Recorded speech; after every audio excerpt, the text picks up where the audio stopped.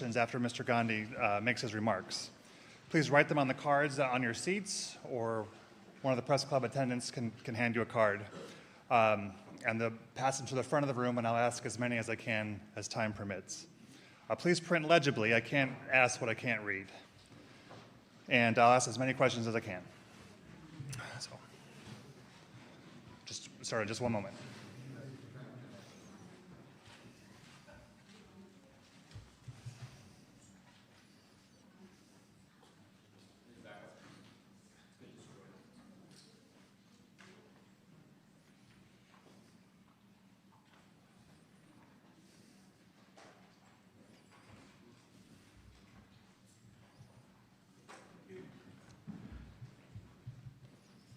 Okay. Good afternoon, everyone, and welcome to the National Press Club, the place where news happens. I'm Kerry O'Reilly, co-vice chair of the Press Club's Events Committee, and I'm also senior managing editor at Sightline Media Group, publisher of Defense News and Military Times. We're delighted today to welcome India's main opposition leader, Rahul Gandhi, who heads the Indian National Congress Party. In March, a court in India's Gujarat state sentenced Mr. Gandhi to 2 years in prison for defaming Prime Minister Narendra Modi. While he was granted bail and remains free on appeal, India's parliament expelled him from the legislature where he had served for 19 years. The defamation case stemmed from a 2019 campaign speech in which Mr. Gandhi referenced the Prime Minister's surname, Modi, in connection with two high-profile criminals with the same last name.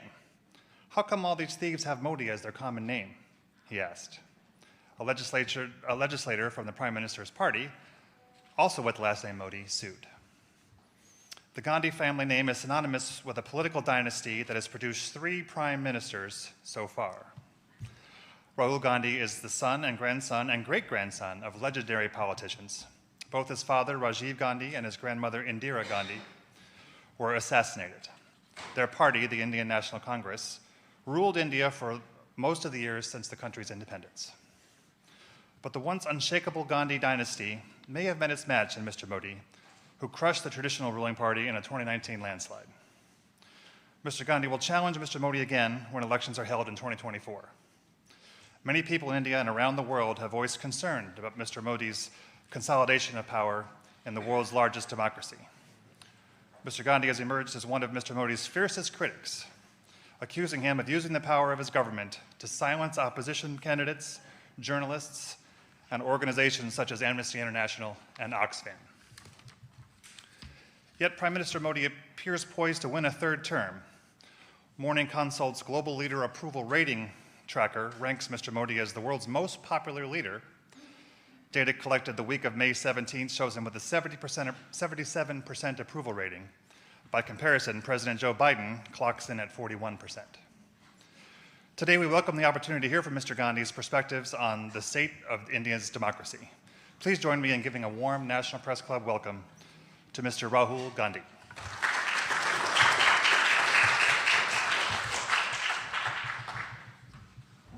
Do you want to make some remarks, or we'll just go right into questions? Yeah, we can. I mean, thank you very much for inviting me here. Certainly. I believe my great-grandfather came here, and my grandmother came here, my father came here.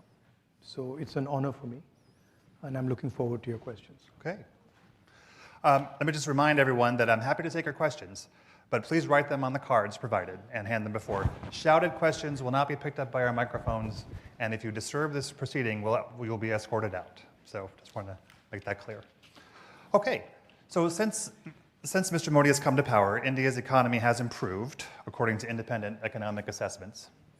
What's your take on the current government's economic policies? Have they improved the country's position? I mean, what we see on the ground is massive unemployment and dramatic increase in prices. And this is one of the reasons we won the Karnataka election, was that there was a feeling in India that there is a set of people who have a huge amount of wealth, and then there's a large mass of Indian people who are poor and struggling. huge income disparities, and unemployment. I think it's a 40-year high for unemployment. So to say that the economy is doing well, I don't quite agree with it. And are there particular policies that are cause for concern or that should be changed?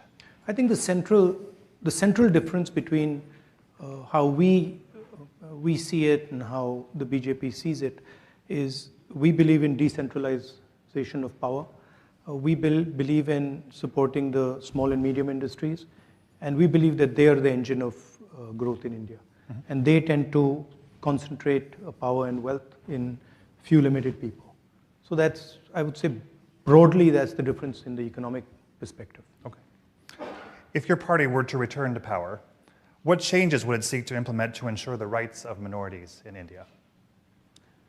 I mean, India has a very robust system already in place. That system has been weakened, right? But it's not that that system doesn't exist. If the conversation, the democratic conversation is allowed to be fostered, then these issues will settle themselves. So the rule of law is in place, it just perhaps isn't followed? No, it's not. You have to have an independent set of institutions that are not pressurized and controlled. And that's been the norm in India. This is an aberration, what is taking place in India. So from our perspective, the foundations of democracy in India are very strong. And the protections exist, but they're being sort of disturbed. And you see that if Congress came to power, they could quickly be restored? I mean, quickly, I don't know, but the Congress party is the institution that conceptualized them in the first place, right? So we don't view them as our institutions. We view them as institutions of the state. And so we ensured that there was independence and neutrality in these institutions. And it's not difficult to do if that's what you're trying to do. Let me ask you about, well, again, welcome to the Press Club, and let me ask you about press freedom, very important issue for us all. I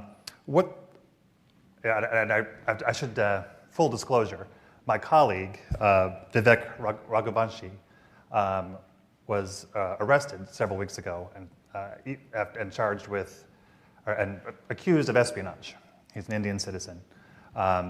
And what does that, he's been working for my company for more than 30 years and as a journalist. And I wanted to ask you what that says about the state of press freedom in India when someone, can be just accused of,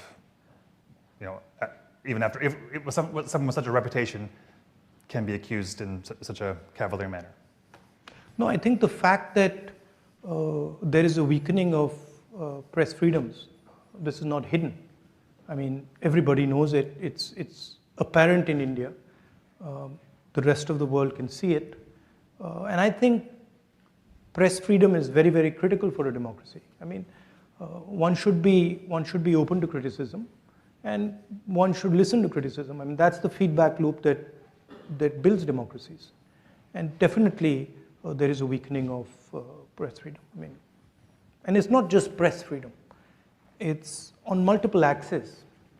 On multiple axes, there is a clampdown on the institutional framework that allowed India to talk, that allowed the Indian people to negotiate.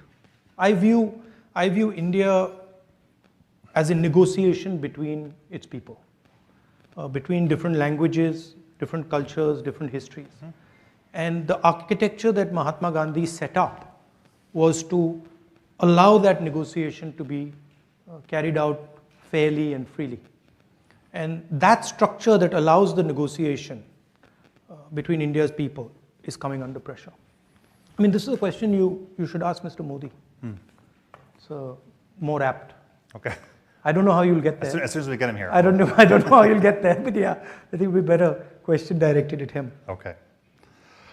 What are your concerns with regard to the use of the citizenship law to expel Muslim Indians who have lived in India for generations? How would you handle things differently? I think all Indian people, right, have a right to expression. All Indian people have a right to religious freedom. All Indian communities should feel free to express themselves. So I don't differentiate between any community, any caste. I think India, as I mentioned just now, is a conversation, and the freer and more open that conversation, the more powerful India becomes. Okay. You have said that Modi's BJP engages in the politics of hatred and violence. Can you explain what you mean by this? I mean, it's explained in the sentence, right? They sort of generate a certain amount of hatred in society. They polarize society, and they're not inclusive. They don't embrace everybody, and they divide society. That's yeah, and that's damaging in my view to India, because India has always had a tradition of conversation, of openness.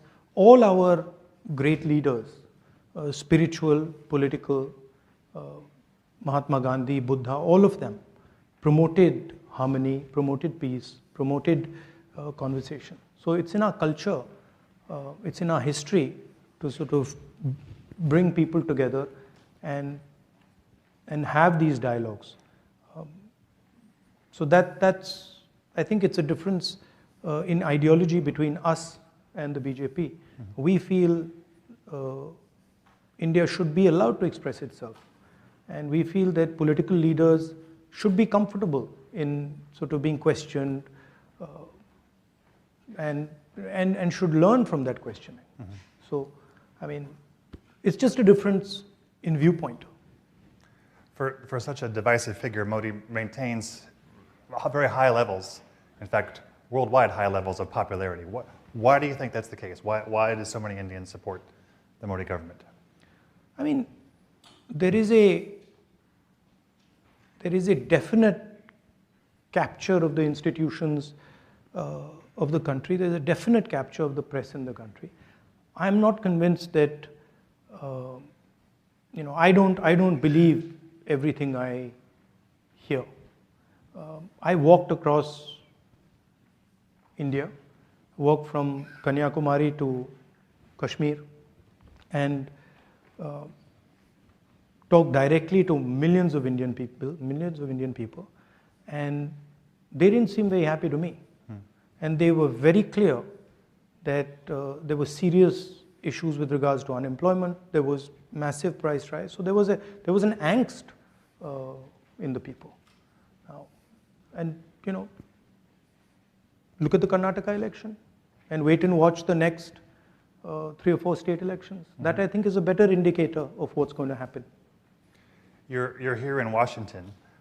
Washington has a cozying up, if you will, to the Modi government.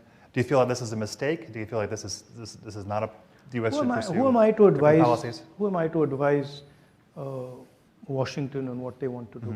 Mm-hmm. I mean, it's their choice. They have to decide about these things. It's pretty clear from our perspective where we've got to go. There are certain values that we protect, and we're very serious about protecting those values. As I said, the conversation between the people of India, the idea that all Indians should have space, equal expression. These are things that for us are non-negotiable, and we fight for them, and we pay the price. Mm-hmm. What is I have a comment from the audience here. What is your reaction to Prime Minister Modi's statement that not an inch of land has been lost to the border with China? And can you talk about India's relationship with China and how it's changing? I mean, the fact of the matter is China is occupying our territory. It's an accepted fact. I think 1,500 square kilometers, land the size of Delhi is occupied by them, and I think, it's absolutely unacceptable. Prime Minister seems to believe otherwise. I don't know. I mean, maybe he knows something we don't know. I'm going to ask about Kashmir. India is positioning Kashmir as a tourist destination, while certain populations are persecuted. Do you see this as the path to prosperity for that region? No, I think everybody in India has a democratic right. Every single person in India should be allowed to be part of the conversation. I think there are things that can be improved in Jammu and Kashmir with regards to that conversation, and we are committed to improving the conversation, the democratic conversation in Jammu and Kashmir. Says you talked about secularism and democracy while opposing the Hindu party BJP. However, Congress in Kerala has been in alliance with the Muslim party, Muslim League in Kerala, the state from which you were MP for more than, the state you are the MP for more than 70 years. Muslim League is a completely secular party. Right. There's nothing non-secular about the Muslim League. Questions are a little disjointed. Sorry about that. I think the person hasn't studied the Muslim League. Back to politics. How united is the opposition in India, and why isn't Congress supporting Kejriwal on the ordinance issue? Well, that's an internal discussion we are having. The opposition is pretty well united, and I think it's getting more and more united. We are having conversations with all the opposition, and I think quite a lot of good work is happening there. Okay. Yeah. It's a complicated discussion because there are spaces where we are competing also with the opposition. Mm-hmm. So it's a little bit of give and take is required, but I'm confident that will happen. Okay. So given the electoral strength of the BJP, would Congress now be willing to consider being part of a coalition government that it does not lead? Well, these are questions that need to be asked to the Congress president because he's the decision maker.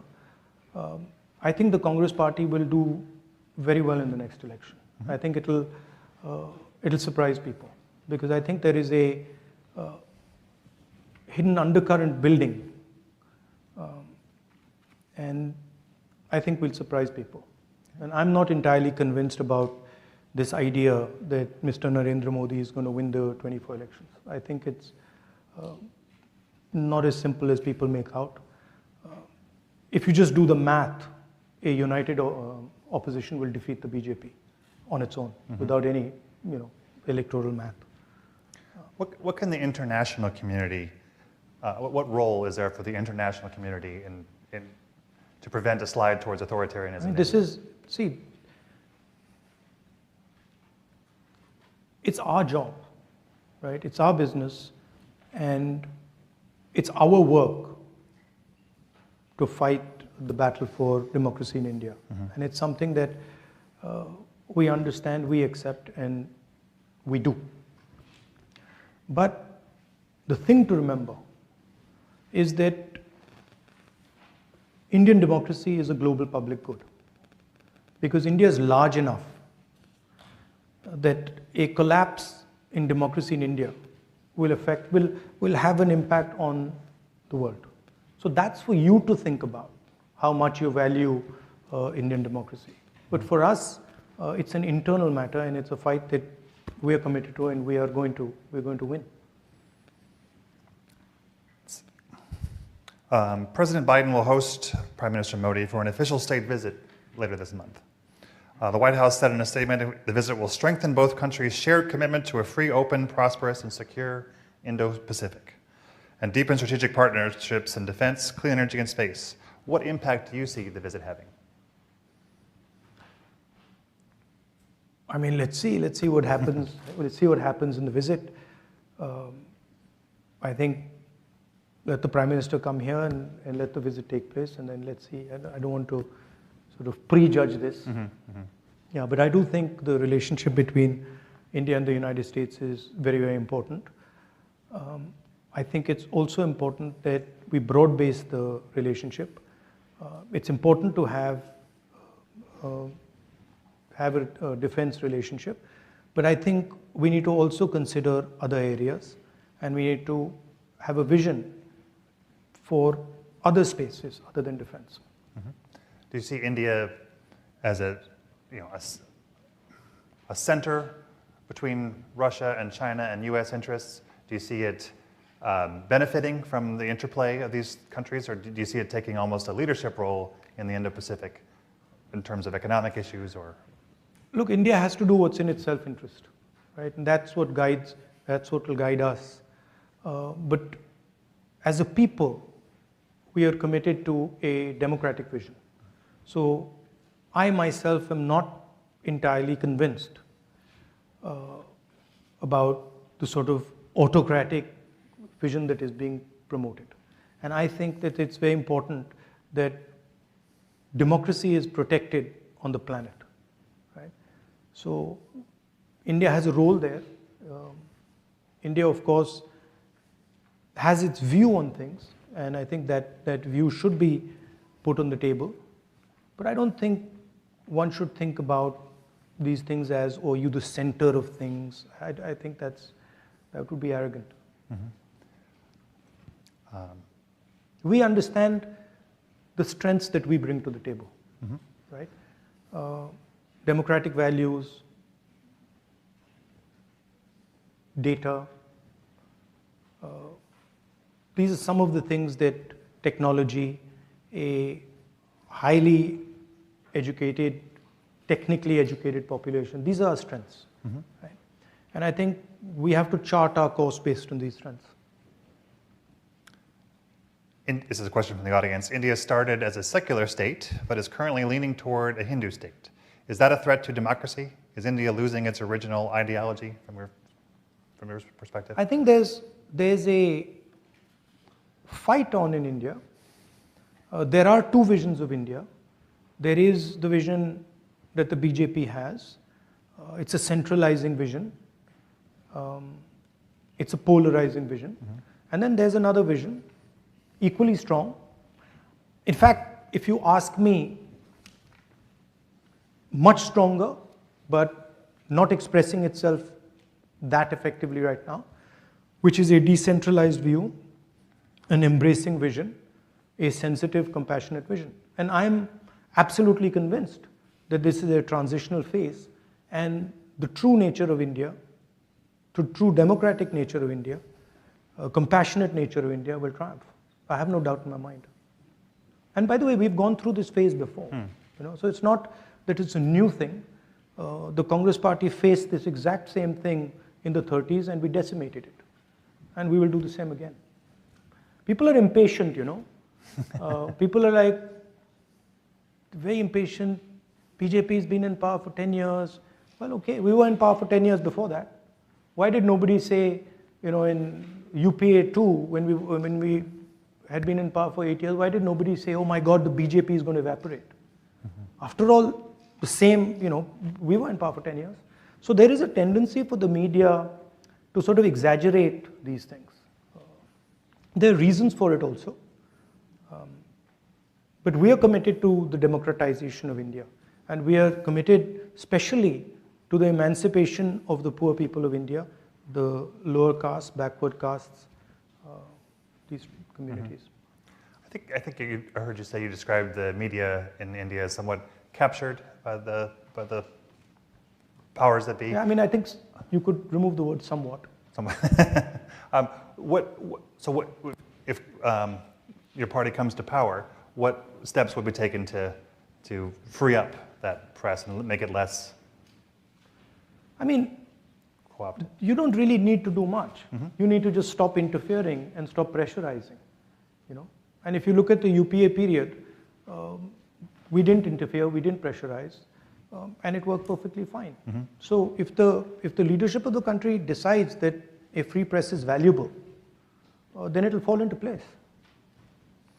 Got a question for you on Bangladesh here. How do you view Bangladesh's situation as the country struggles for democracy, voting rights, freedom of expression, and human rights? No, I mean, Bangladesh is a friend of India.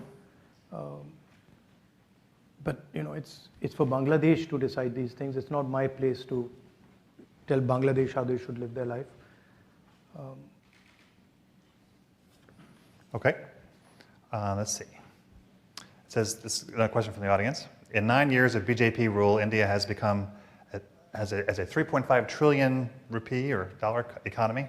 India is one of the most, and yet India is one of the most impoverished countries. So how do you see India addressing its many problems? Given the challenges of democracy, given the challenges of the divisive rule of what's the way forward in terms of specifically addressing poverty? I mean, the 3.5 trillion, India has a particular growth rate. Mm-hmm. So that's just a natural consequence of that growth rate. The question is, how is the wealth of India distributed? Is India creating jobs? Are Indian people feeling that they can express themselves?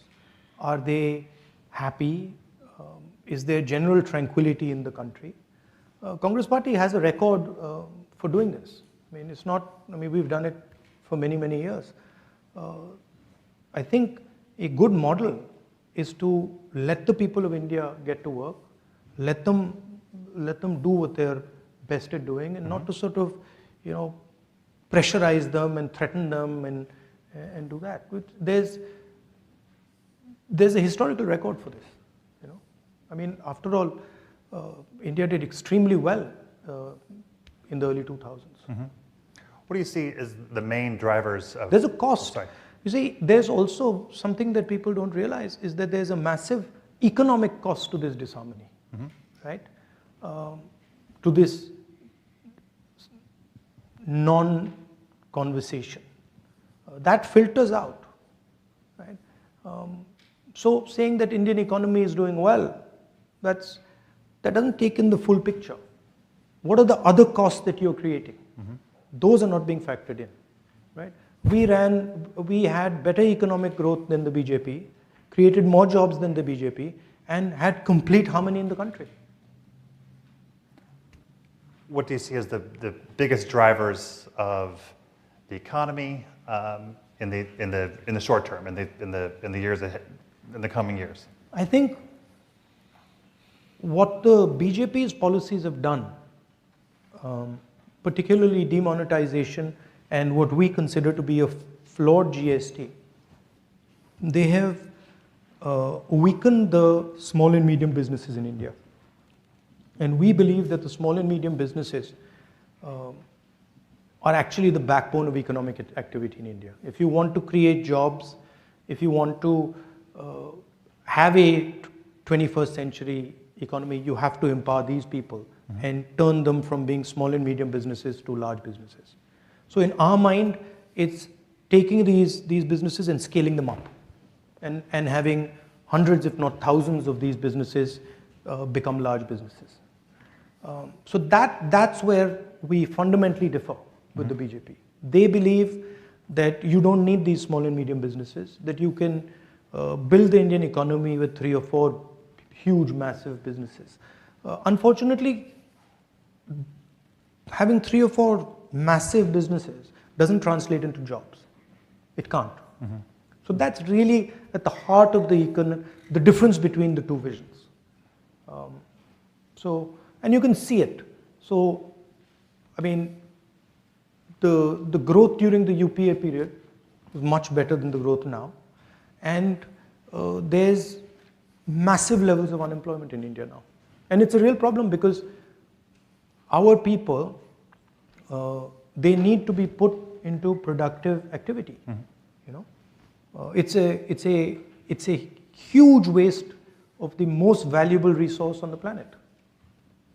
Can India go it alone to build those medium and small businesses, or do they need more open to outside investment? No, I think the United States, I think that's when I was talking about broad basing the relationship.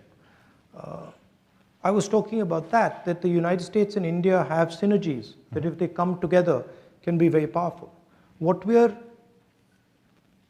facing is a particular vision of the world, Chinese vision of the world, that offers productivity, prosperity, but under a non-democratic framework, right?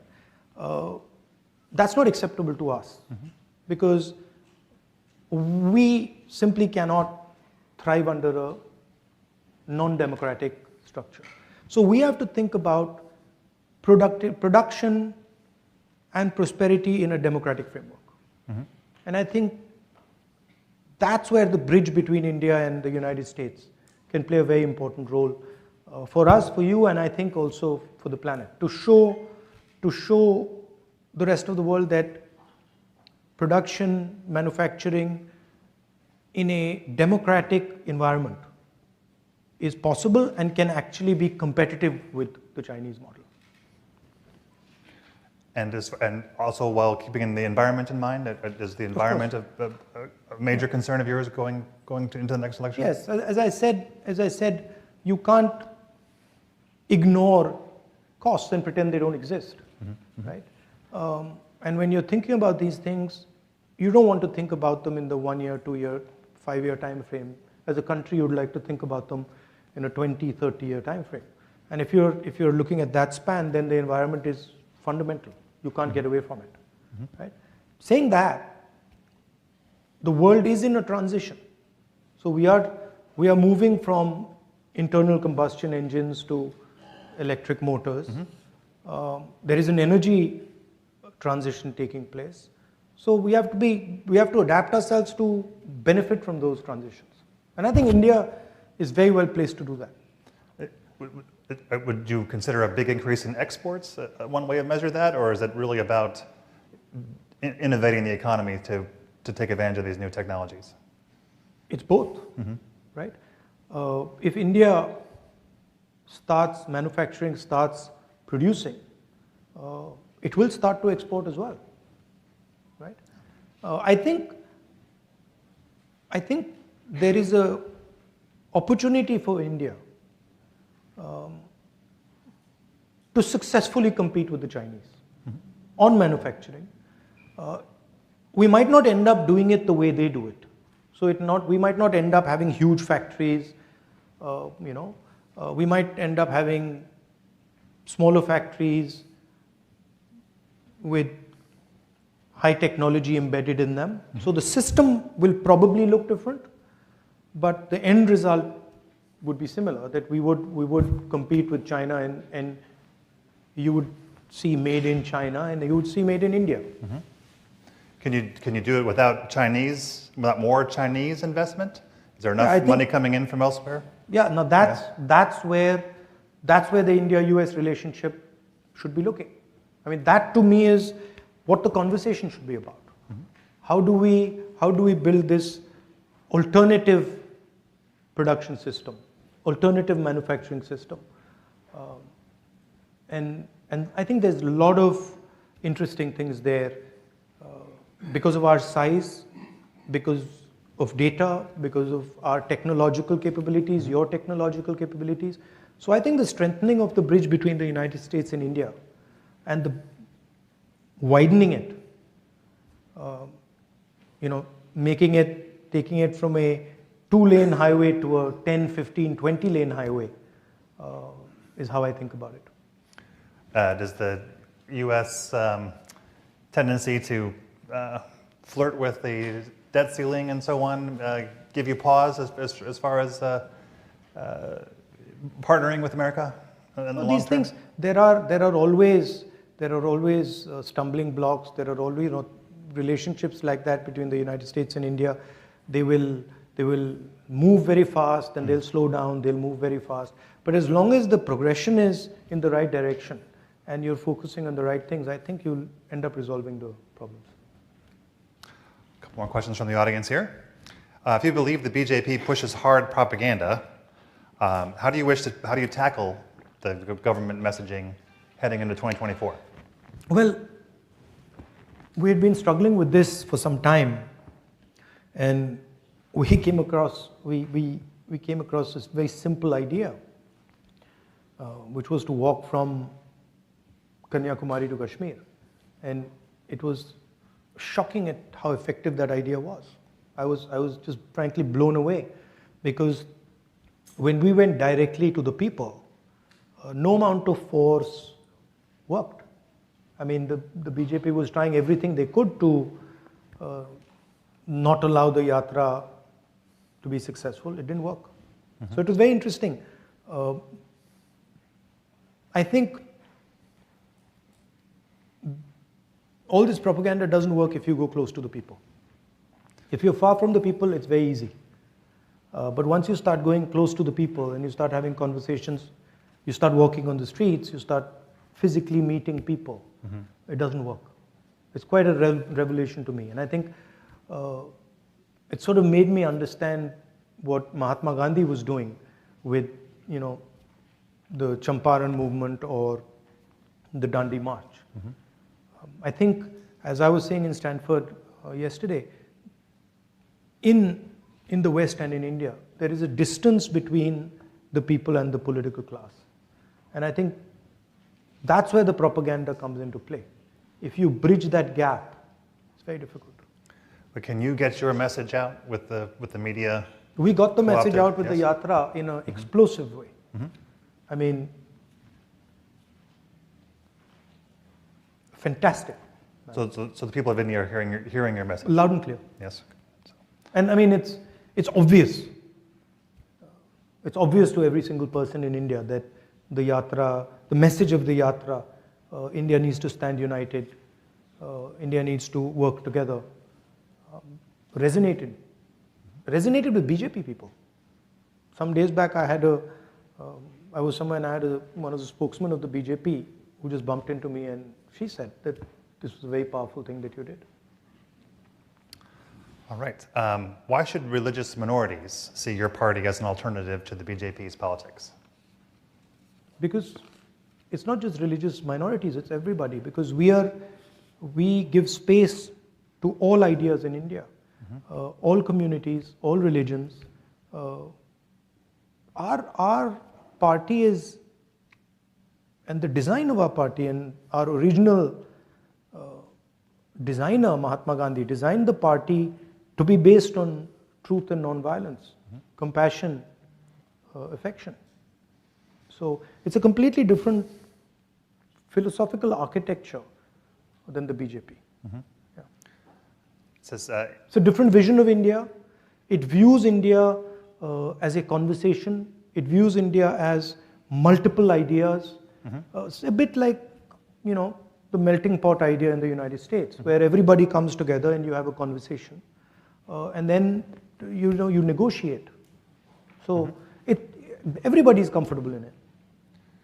Several related questions. Here's one. India has been a country of particular concern in the International Religious Freedom Report for several years, and it talks about the policies against Muslims and so on.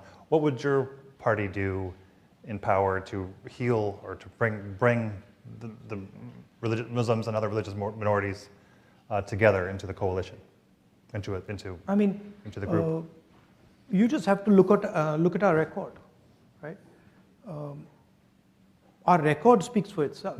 We don't even have to say what we're going to do. Just look at what we've done, right? We're the ones, not we, but the Congress Party is the institution that united India in the first place. That fought the British, defeated the British, and built the entire architecture for this conversation. So it's in our DNA. We are committed to this. And as I said, the framework for this is present in India. It's not that it's absent. It's not that it needs to be constructed. It needs to be nurtured and protected, which we know how to do. This is another question from the audience. So is the way you were disqualified from Parliament and what is happening in Pakistan, do you see any similarities here, and what does that say about politics in the region? I don't know. I mean, look, as you said, I asked a rhetorical question. I asked the question, why, well, you described it. Right. I'm fighting a court case, so I have to be careful. But I asked a rhetorical question. And I'm the first person in India to be given the highest punishment for a defamation case. It's the first case, I'm the first person in Indian history since 1947, right? Nobody has been given the maximum sentence on defamation, and that too on the first offense, right? So that should explain what's going on to you. Mm-hmm. And my disqualification happens quite interestingly after I make a speech about Mr. Adani in Parliament. So you can do the math. Mm-hmm. Let's see. But you know, my disqualification is not really, it's okay, it's not the most important thing. The most important thing is the thousands and thousands of other voices, civil society, government, bureaucracy, who are being frightened into submission. That's much more important to me than my disqualification. Mm-hmm. My disqualification in many ways is an advantage for me. How so? Because it opens up completely new spaces for me. You know, it allows me to completely redefine myself. And I think they've given me a gift, frankly. I don't think they realize it, but they have. Politics is not linear. You know, it's like, it can suddenly go off into another direction. It's asymmetric. So I think they've given me a gift. It's not apparent right now, but I think they have. So you come from a political family. The Gandhis have been compared to the Kennedy family here in the U.S., both in terms of the highest heights and unfortunate assassinations. What keeps you going? What keeps you involved in politics despite what can be great risks? I defend an idea.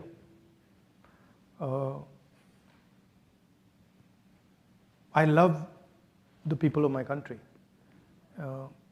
In particular, the people who are struggling. I have a bias towards them. Mm-hmm. And I completely empathize with their struggle. It disturbs me when I see the pain in India. And I have no choice, because that creates a response, emotional response in me that I can't fight. Mm-hmm. So it's just natural. And also, I've grown up with a sort of narrative about my country, Gandhian narrative, mm-hmm. Of what the country is, what it should look like, what is important. So that's what drives me. Mm-hmm. I'm not concerned really about, you know, threats of violence and assassination and stuff. I mean, everybody's got to die, you know. So, I mean, that's what I learned from my grandmother and my father. Mm-hmm. So, you don't back down because of something like that. Yeah. Here's a question that just in. India's relationship with Russia has been controversial since the war in Ukraine began. How would Congress administration handle this relationship or the situation in Ukraine differently? I don't know if you like my answer, but I think similar to how the BJP would or did.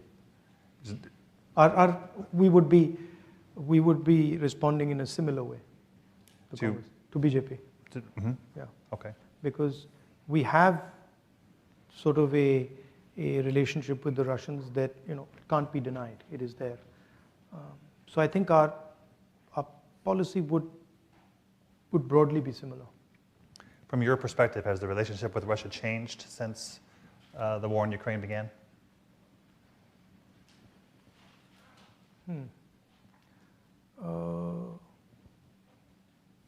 I think in some ways it might have.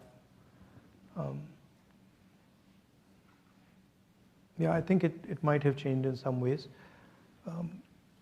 But there is a old historic relationship with the Russians, and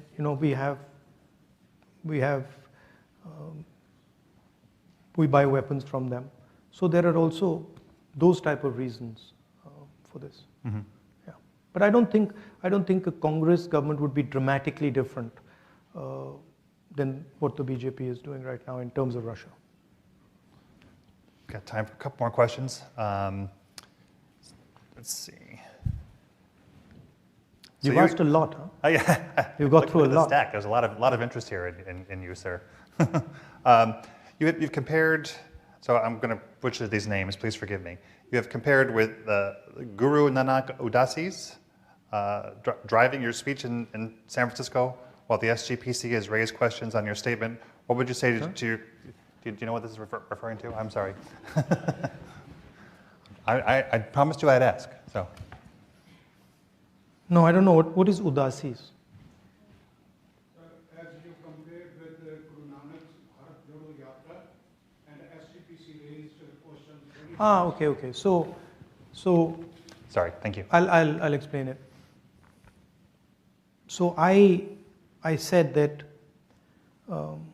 the tradition of a yatra or a walk is a very deep tradition in India, and I said that many great people have used this instrument of a walk.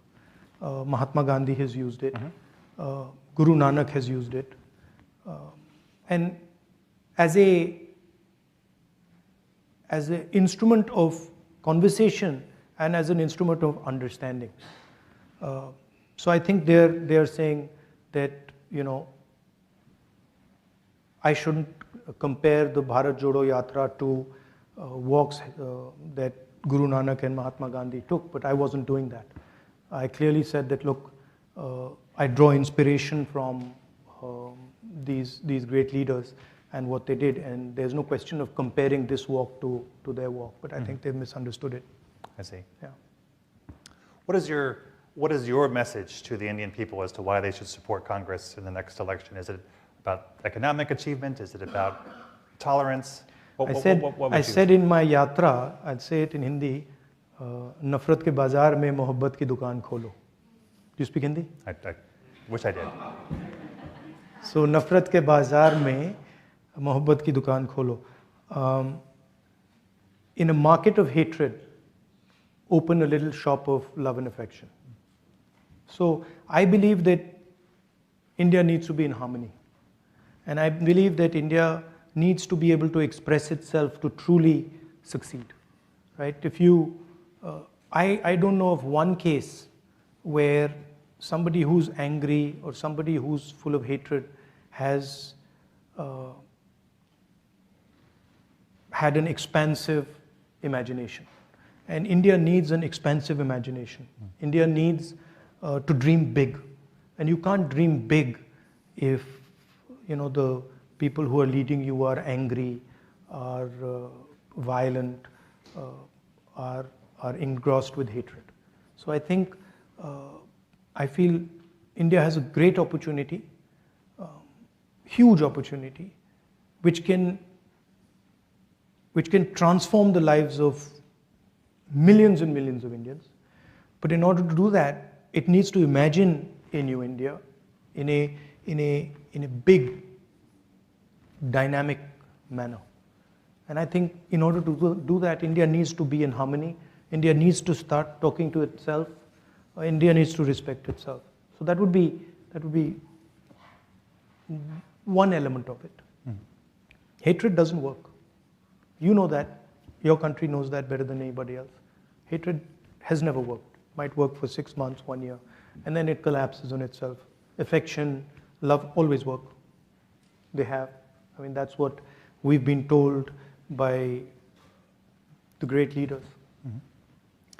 All right. Well, I want to thank you for joining us today at the club.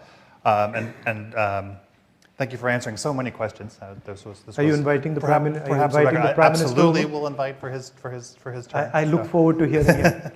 I also want to thank Bill McCarran, Cecily Scott Martin, and Poonam Sharma for their role in bringing this together. And in the perhaps your members of your family have received this in the past, but as a thank you, this is our press club mug, highly coveted. Perhaps That's nice. It can go on the mantle. You know, I was actually looking for a coffee mug. Okay. Excellent. Thank you. Well, thank you very much. Thank Thank you.